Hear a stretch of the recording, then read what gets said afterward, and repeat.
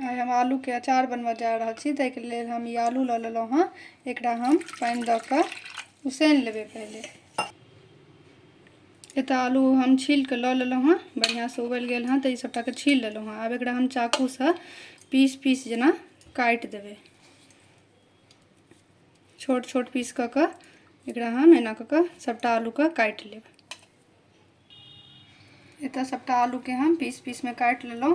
एकरा हम एते उसनबै जैसे कि सिद्ध भऽ जाए। ज़्यादा नहीं एकरा उसैन देबै जे सन्ना जेना भऽ जाए, बढ़िया से कटि जाए।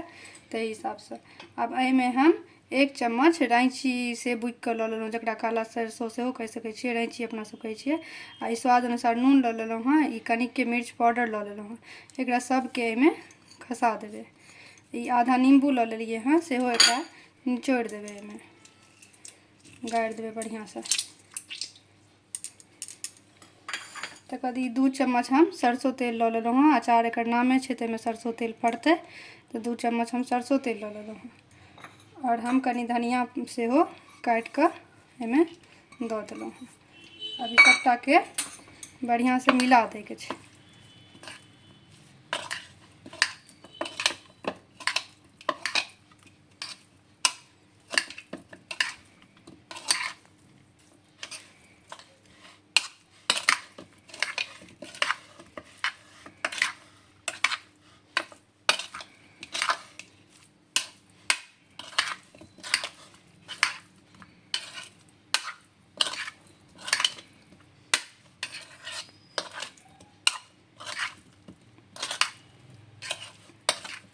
तो देखियो बढ़िया से अब हम मिला दिलिए हैं। सब चीज़ बढ़िया से मिल गए हैं।